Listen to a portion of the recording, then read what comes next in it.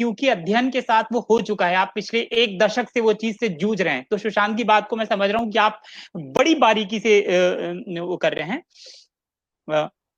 आपको सर आप जब सुशांत मुंबई आया तो चूंकि आप बिहार से हैं, आपका फैन रहा होगा, आपसे कितनी बार मुलाकात हुई, आपने उसके व्यक्तित्व को कैसे देखा, और क्या मुलाकात हुई? झलक में शायद कई बार आप लोगों ने स्टेज वगैरह पे आमना सामना किया होगा, साथ में डांस किया जी। अब यदा कदा मुलाकात होती रहती थी, लेकिन झलक दिखला जा में वो एक लंबा वक्फा, क्योंकि वो एक हम 3-4 महीने के लिए साथ में थे, तो रोज बैठना, रोज रिहर्सल करना, रोज बैठना, बतियाना, इंटरेक्शन वो तो रोज का ही था। तो शायद हम तो बहुत लोगों को इंडस्ट्री में अपनी पूरी जिंदगी में शायद 4-5 बार ही मिलते हैं, 6 बार ही मिलते हैं, वक्त नहीं होता है या कभी आमना सामना नहीं होता है, कभी कभार मिल जाते हैं। कभी आप कहते हैं हम 6 साल से नहीं मिले, 8 साल से नहीं मिले, लेकिन यहां तो मैं 3 महीने उसके साथ था और उसको बहुत नजदीक से जाना। वो मेरे पास आया, उसने अपना परिचय दिया, बताया कि वो मेरा प्रशंसक है और बताया कि हमें उससे बड़ी खुशी हो रही है कि हम दोनों मिलकर साथ में डांस करेंगे। जबकि मुझे बहुत अच्छी तरह से मालूम है कि मुझे खौफ था डांस का, जब मैं गया था कि मैं इसमें प्रथम आके रहूंगा, अपने पहले एपिसोड में चाहे कुछ हो जाए। और जब मैंने सुशांत को डांस करते हुए देखा तो मैंने कहा मैं खामखा यहाँ क्यों आ गया, ये तो बहुत ही अच्छा डांसर, मैं कहाँ टिक पाऊंगा इसके आगे, मैं तो डांसर नहीं हूं। और ये तो सीखा सिखाया डांसर, जबकि मुझे बताया गया था कि झलक दिखला जा में सीखे सिखाए नहीं आते हैं, जो सीखना चाहते हैं वो आए और सीखते सीखते जो आगे बढ़ जाते हैं उनका एक प्रोग्रेस रिपोर्ट दिखता है, जो जिस तरह से वो आगे बढ़ते। तो मैंने कहा ये तो अनफेयर है, लेकिन पहले ही एपिसोड में मैं प्रथम आया और सुशांत काफी मेरे पीछे था, वो 6 आउट ऑफ 10 और मुझे शायद 9 आउट ऑफ 10 या 10 आउट ऑफ 10 मिला और स्टैंडिंग ओवेशन मिला। तो वो दौड़ते हुए आया, बोला बहुत कमाल किया आपने, छा गए सबको, यू किल्ड इट ऑल, कमाल के डांसर है। मैंने कहा कमाल का डांसर नहीं हूं, कि मैं मेहनत करके ये कर गया, तुम्हारे सामने मैं सिफर हूं, कुछ नहीं हूं, you are a great dancer, मुझे लगता है कि तुम ही ये ट्रॉफी लेके जाओगे। हालांकि वो आगे तक बढ़ा, नहीं ले गया, वो दूसरी बात है, लेकिन he was a fantastic dancer. तो साथ में हम लोग बैठे, हंसी मजाक, खाना पीना, उसको चॉकलेट का बहुत शौक था उस वक्त, तो वो रोज निकालता था, सर जी एक हो जाए, तो साथ में बैठ के हम लोग चॉकलेट वॉकलेट खाया करते थे। बहुत सहज, बहुत सरल, खुश मिजाज इंसान, और एम्बिशियस था, मुझे आगे बढ़ना है, आगे जीतना है, करना है, ये सब उसमें बात थी और ये सब उसमें गुण थे। तो मुझे कहीं कुछ इस तरह का, जिसे अंग्रेजी में कहते हैं एबेरेशन, नजर नहीं आया कि अरे ये थोड़ा सा खिसका हुआ नजर आ रहा है, या बहुत सनकी टाइप का है, या आगे चल के कुछ ये बवाल करेगा या कुछ गड़बड़ करेगा, इसकी बातें सही नहीं। बहुत एक्टर्स होते हैं ना जो बिल्कुल क्या बातें करते हैं वो वही समझते हैं, वही बोलते हैं, वही समझते हैं, उनका फलसफा क्या है वही जाने, बहुत टेढ़ी मेढ़ी बातें, वेग सी बातें करते हैं। वैसा नहीं था, बहुत सुलझा हुआ था और बहुत समझदार था। तो यादें हैं, और फिर यदा कदा पार्टी में मुलाकात होती रहती है। उनके बहुत और मेरे करीबी दोस्त दोनों के, संदीप सिंह जिन्होंने बहुत साथ दिया, आखिर में भी आपने देखा होगा कि वो अंकिता को भी लेके गए और उनके मैयत पे भी थे, सब जो जो जो भी ऑर्गेनाइज करना था उनके क्रियाक्रम में सब उन्होंने किया।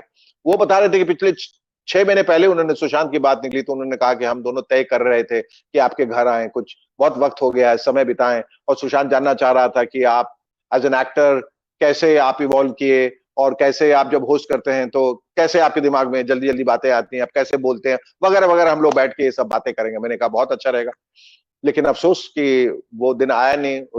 और अफसोस इस बात का भी कि मुझे लगता है कि सुशांत जिन परेशानियों और दिक्कतों से गुजर रहा था, उससे कुछ चंद लोग वाकिफ थे, जो उसके इर्द गिर्द, जो सो कॉल्ड उसके दोस्त हैं, लेकिन उन्होंने उसके लिए कुछ नहीं किया।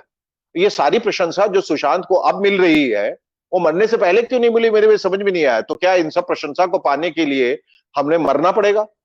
कि हम मर जाएंगे तभी हमें हमारी प्रशंसा होगी, तभी मुझे पुरस्कार मिलेगा, तभी लोग कहेंगे वाह शेखर सुमन क्या एक्टर था भाई, उसके जैसा तो हिंदुस्तान में कोई एक्टर नहीं था। लेकिन वो जिंदा रहते नहीं होगा, वो मरने पे ही शायद मिलेगा।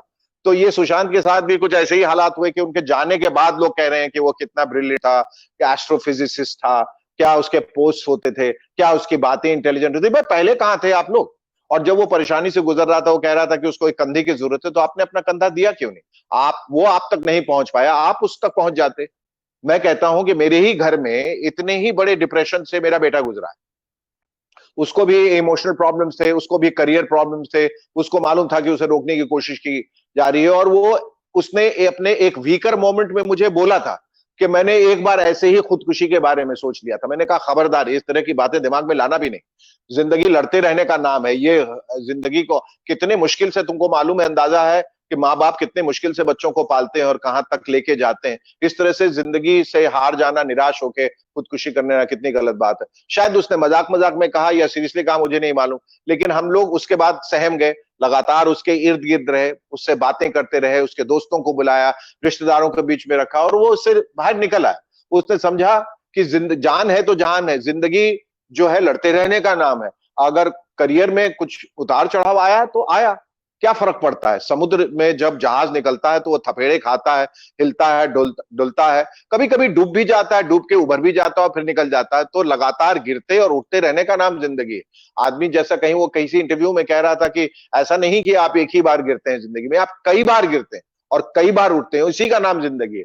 तो वो जब इस फलसफा को उसने समझ लिया तो मुझे बड़ी खुशी हुई कि कम से कम उसने ये बात समझ ली है कि जिंदगी का मतलब है संघर्ष, जिंदगी का मतलब है जंग, जिंदगी का मतलब है लड़ते जाना। और आज वो एक बहुत ही अच्छे स्पेस में, उसे वो फिल्म की तैयारियां कर रहा है, वो अपने एक्सरसाइजेस करता रहता है, खाने पीने पे ध्यान देता। उसने सब आके छोड़ नहीं दिया डिप्रेशन में, अब मेरा क्या होगा, कुछ नहीं।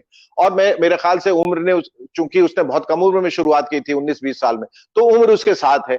और वो आप मैं अभी कह रहा हूं, और सिर्फ अध्ययन के लिए नहीं, अध्ययन जैसे तमाम नवयुवक के लिए कहना चाहता हूं, नौजवानों के लिए कहना चाहता हूं जो कभी न कभी हताश हुए, कि सफलता तुम्हें मिलेगी और जरूर मिलेगी। तुम में अगर हुनर है, तुम में अगर विश्वास है, तुम में अगर वो मनोबल है, दृढ़ता है, never say die, never give up, वो सफलता तुमको मिलके रहेगी।